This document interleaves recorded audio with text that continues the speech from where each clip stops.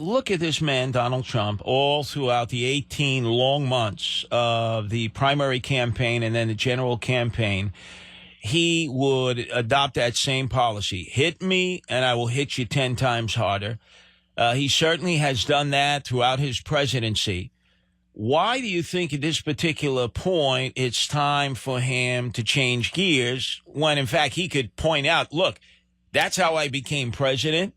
That's how I communicate with my peeps outside of the news, which is always trying to malign me. This is my method of communication. Okay. On paper, I get it, Curtis. Here's the problem. To get elected in a Republican primary with a lot of candidates and you get 30% of the vote, you win. So he has 35% of the country who he was right. He could shoot someone on Fifth Avenue and they would not only forgive him, they'd probably praise him. Here's the problem.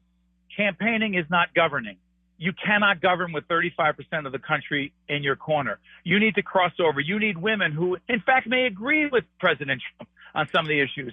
And they agree with him on economic policy, on trade policy, and in fact, Obamacare needs to be tweaked and reformed. In some cases, pieces of it just don't work. But he is so reckless. He is so undisciplined that he turns so many people off who would otherwise be with him, not just women, but especially women when he does stuff like this. Curtis, what does hitting back have to do with talking about Mika Brzezinski's looks? Say they are wrong on the issue. Curtis, you deal with people every day. You argue with people every day. You debate people every day. You and I have been together doing this for 15 years. We never mocked each other in terms of our personal appearance. That's absurd, and he's the president. We're just guys in the media. It's ridiculous. Understood, but, I've mocked people oftentimes in my, what can we say, tirades against Andrew Evil Eyes Cuomo. I can go on.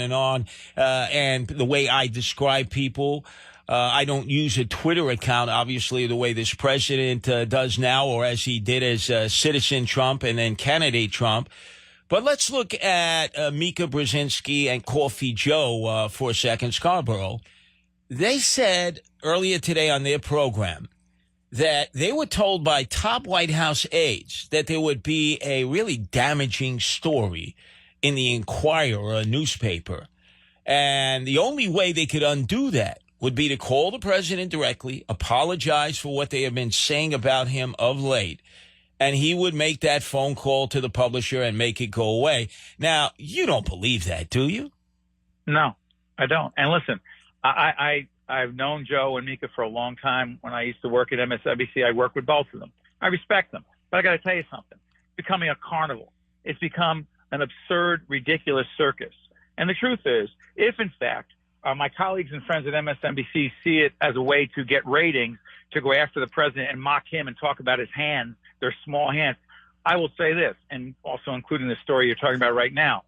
It is not on the merits. It is not on the issues. Americans are trying to get health care, jobs, protect their kids, their higher education loans are off the wall. We don't have the luxury to be playing these games. And finally, Curtis, we would not allow our kids, your kids, my kids, if they acted like the president is acting, and in some cases, like many in the media who try to mock the president. And I was on with you saying just a couple of weeks ago how Kathy Griffin, it was not just a clown, but dangerous for doing what she did. The point is this. Cut it out. Be disciplined. Argue the issues. There's enough to debate about just on the merits. And some of the media are only fueling it.